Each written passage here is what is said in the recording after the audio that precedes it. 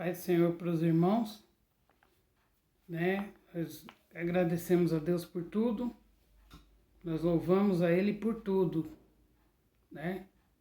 Hoje estudaremos a lição 8, a teologia de Zofar.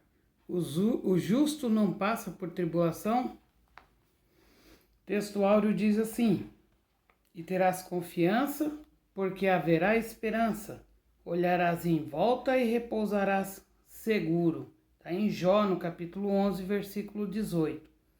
Verdade prática diz o seguinte: segundo as escrituras, até mesmo o justo passa por tribulação. Nessa lição, nós vamos ver o discurso de Jofar, né? Do último amigo de Jó a debater com ele, né? E ele vai insistir na tese de que o justo não passa por tribulação. Semelhante ao que pensa, ele faz impiedade, né? Ele é mais duro e impiedoso na acusação contra Jó, né? Ele faz 2 discursos suficiente para derramar ressentimento contra Jó. Ele acusa de se levantar contra a sabedoria divina e aconselha Jó a voltar-se a Deus. Então nós temos que dizer o seguinte para você. Em primeiro lugar, o justo passa por tribulação, né? Porque Jesus mesmo deixou claro que o mesmo Deus dá o sol para o justo e o injusto, né? Então não tem como você não passar pelas tribulações. Você serve a Deus, mas você se encontra no mundo onde há dificuldades. E você, como ser humano inserido na sociedade, também vai ter dificuldades, né? Primeiro tópico: Deus se mostra sábio quando aflige o pecador. Primeiro subtópico: Deus grande e sábio. E aí Zofar defende que o sofrimento de Jó era parte de um sábio julgamento divino, né? Onde Deus demonstra grande sabedoria em reprimir os maus e os bons não passam por tribulação. Se alguém deve algo, tem de pagar, né? Ele não demonstra a mínima compaixão pelo sofrimento do Jó e acusa de que se comporta como um animal irracional, né? Que não tem entendimento e não percebe a sabedoria de Deus na condução das coisas. Para ele, Jó se valeu na sua defesa de palavras exageradas, desrespeitosas, de justiça própria e ignorantes sobre as coisas de Deus. Ou seja, como se Jó não tivesse experiência com Deus e não tivesse certeza no Deus que ele cria.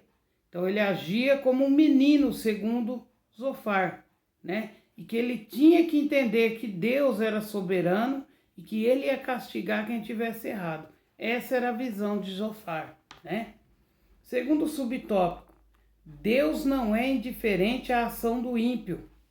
Ou seja, ele acredita que ele havia se autodeclarado puro e sem culpa, né? Mas também Deus não seria indiferente à ação ímpia, como Jó parecia ter sugerido, né? Ou seja, não haveria dúvida de que ele ficaria contra Jó e não a seu favor, e que Deus revelaria a Jó os segredos de sua sabedoria e ele, né, veria que Deus estava sendo sábio em tratá-lo como merecia, ou seja, Jó seria condenado, né? Quantas das vezes as pessoas não agem assim na nossa vida?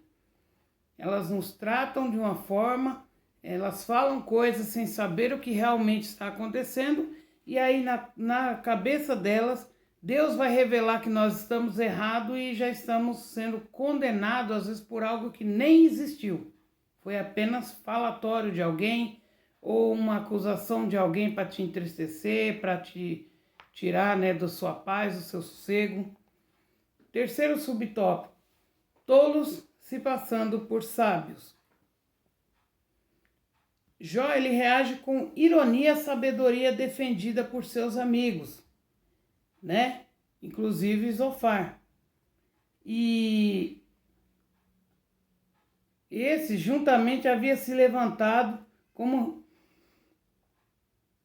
representante do saber, do verdadeiro saber, ou seja, era o dono da razão. E ele pretendia representar o próprio Deus em seu discurso.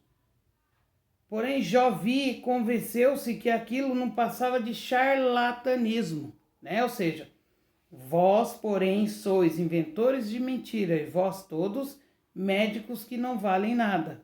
Ou seja, querendo tomar o lugar de Deus para realizar determinada situação que só Deus sabe como agir, né? No caso aqui, isso aqui estava sendo conduzido por Deus, ele não precisa de ajuda do homem, ele estava conduzindo aquilo. E aí Jó põe na sua cabeça de deixar os amigos e ir procurar a Deus. Mas eu falarei ao Todo-Poderoso e quero defender-me perante Deus.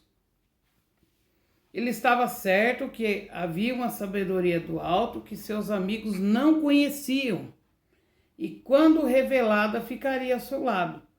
E no lugar dos julgamentos dos homens, há uma sabedoria do alto que sonda os corações dos que são chamados pelo nome do Senhor, pois este não vê como os homens veem. Está lá em 1 Samuel, capítulo 16 e 7, né? Ali onde Deus separa Davi a rei. E Samuel vê aqueles irmãos dele, tudo homens enormes, de porte. Fala, é esse aí, Deus. É esse o cara para ser rei. E aí Deus repreende, né? Ele repreende o sacerdote Samuel e mostra que ele não vê como homem. Então nós temos que entender que a visão de Deus não é a nossa visão.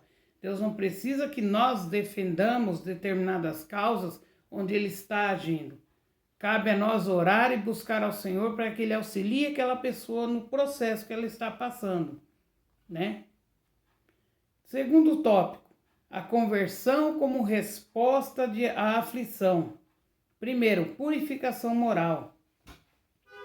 Nos versículos 13, né, e 20 do capítulo 11, do 13 ao 20 do capítulo 11, Zofar conclui seu discurso sobre a situação de Jó e não tem dúvida de que ele está em pecado e a única forma dele se restabelecer é por uma purificação moral. E chama Jó a arrependimento e conversão, né? Aí ele coloca 3 passos para que isso aconteça: conduta correta, oração e renúncia ao pecado, né? Segundo Zofar, se Jó cumprisse essas condições, estava reconhecendo que estava em pecado, Deus o restauraria da sua miséria. E a ideia de arrependimento dele é mais de natureza externa do que interna. Ou seja, é uma teologia do moralismo salvífico em vez da graça divina. O arrependimento não passava de mero ritual. E a prática desse rito trazia consigo o poder de conferir o favor divino. Na verdade, isso é o que a gente conhece hoje como legalismo religioso. Ou seja, as pessoas dizem para você que você tem que fazer isso, tem que ser aquilo, aquilo outro, né? Mas se esquece que a verdadeira doutrina é a palavra de Deus, que não é costumes que vai salvar ninguém, não é maneira das igrejas acreditarem que é a melhor forma de se portar que vai te levar ao céu, mas a doutrina que é a palavra de Deus. Costumes, né, rituais não leva ninguém ao céu, não leva ninguém a ter comunhão com Deus. Se você quer ter comunhão com Deus, leia a Bíblia, procure seguir a doutrina do Senhor que está escrita na palavra de Deus. Não saia da palavra de Deus, nem para a direita, nem para a esquerda. Entenda, modismos, situações que as igrejas colocam, nada disso te leva diante de Deus. Só oração, comunhão com Ele e leitura da palavra de Deus e seguir o que a palavra de Deus diz, a verdadeira e genuína doutrina, que é a palavra de Deus. Segundo subtópico, é possível negociar com Deus? Aí os estudiosos destacam que Zofar tenta colocar Jó para negociar com Deus, né? Para se ver livre de suas dificuldades. E era o que Satanás planejava que Jó fizesse, né? Ele acusou Jó de ter fé interesseira, com base em promessa de prosperidade, em troca de obediência, e se Jó tivesse seguido o conselho de Zofar, teria feito exatamente o que o inimigo queria.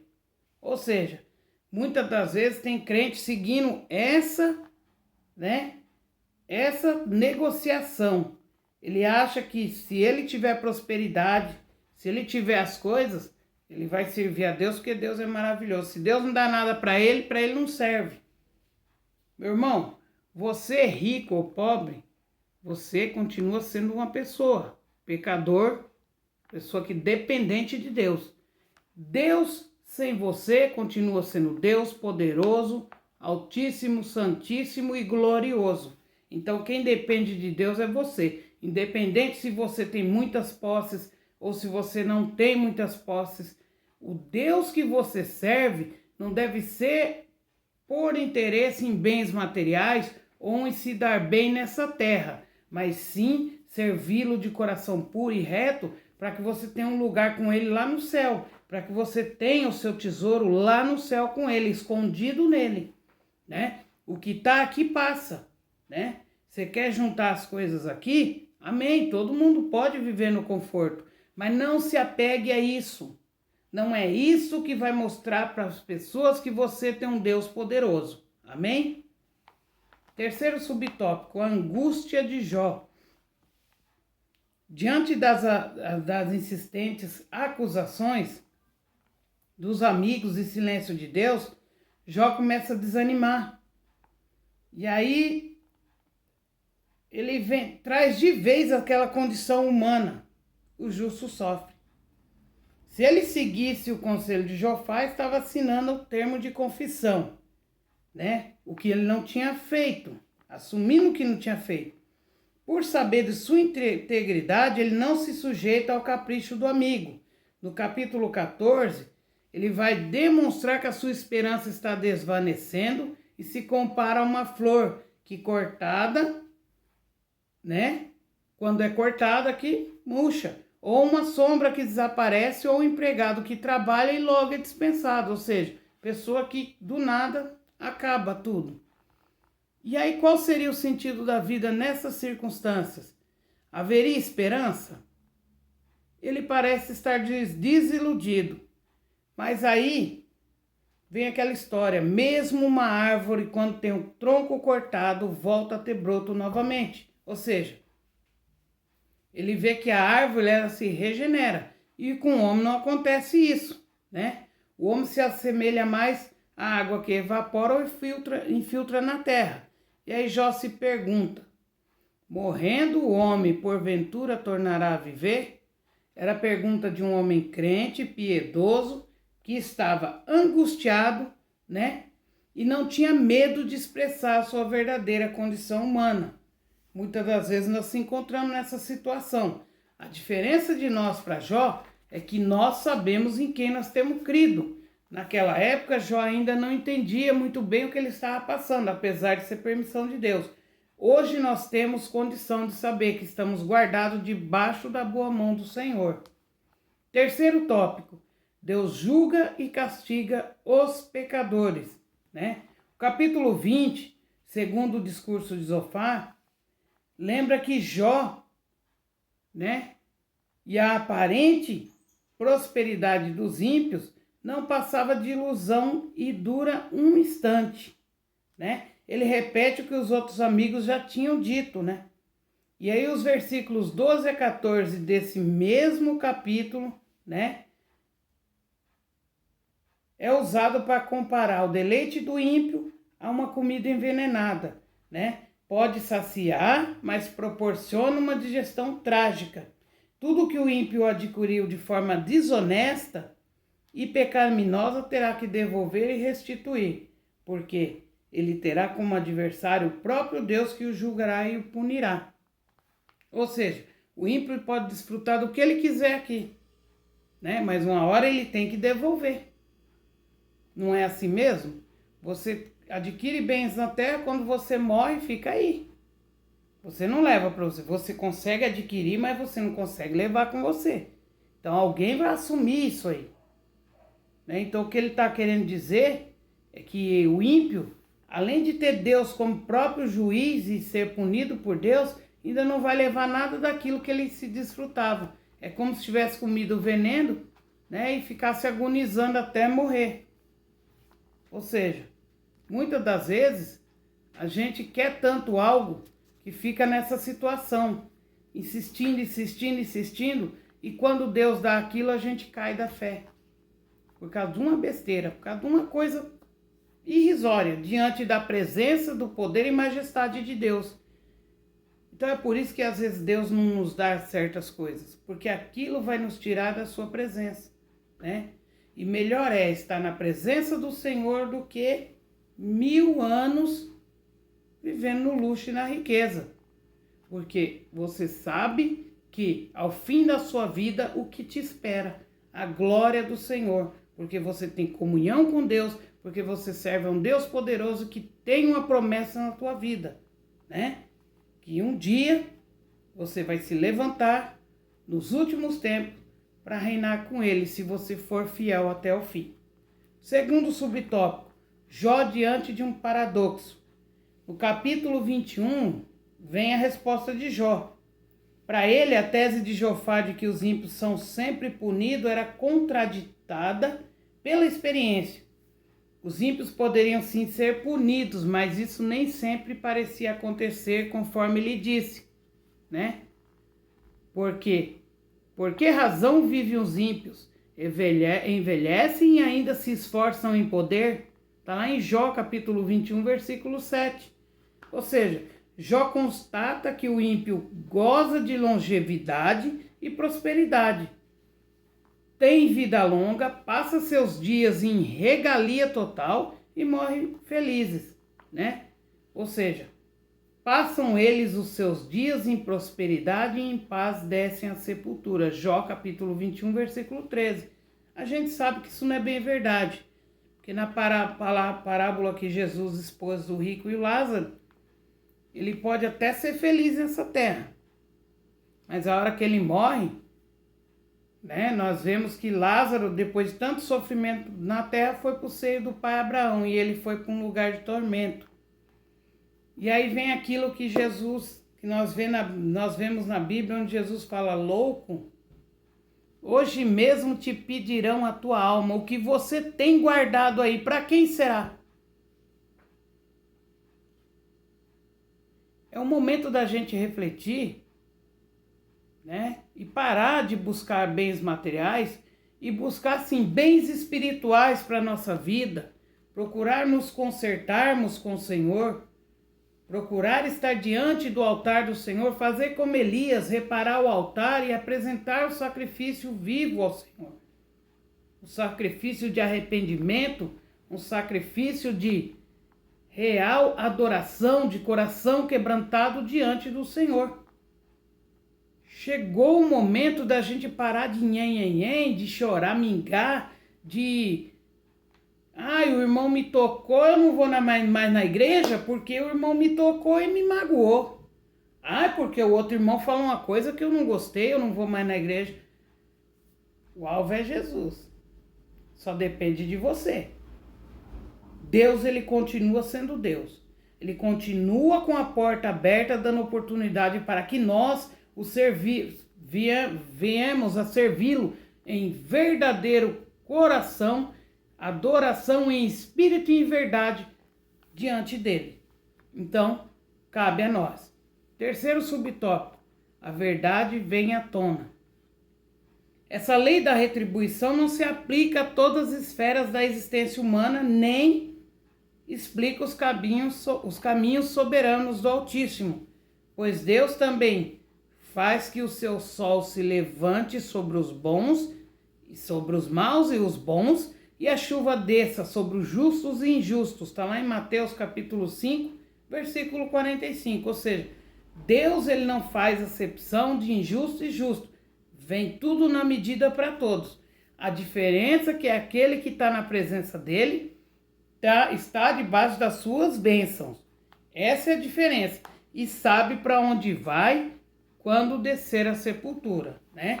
Ou seja, nós vimos que Jó continua a defesa contra os argumentos dos seus amigos. Esses insistem em acusá-lo de pecado. Ele está convencido que é inocente, que não cometeu nada que justifique seu sofrimento, né? Os amigos, por desconhecerem as razões de seu sofrimento, o acusam impiedosamente, né? E Jó, por desconhecer a ação de Deus nesse episódio, chega ao limite do desespero e desesperança. Como das outras vezes, mesmo angustiado, não sabendo como Deus permite tudo isso, não diz palavras blasfematórias contra o seu Criador. Isso é que é fé. Você não saber o que está se passando, não entender que Deus está agindo na sua vida e você não blasfemar contra Deus. Meus irmãos, continua no caminho, continua no rumo, olha para o alto. Cristo está acima e não embaixo, nem dos lados, nem para trás, é no alto. Segue o alvo que é Cristo, porque lá no final da tua caminhada Ele tem para você uma coroa e a vida eterna. Procure apresentar-se diante de Deus como uma pessoa fiel, uma pessoa de coração quebrantado, uma pessoa que está realmente querendo um relacionamento com Deus. E Ele vai te honrar, Ele vai honrar a tua vida e vai te abençoar grandiosamente. Que Deus em Cristo Jesus vos abençoe. Fiquem todos na paz do Senhor Jesus.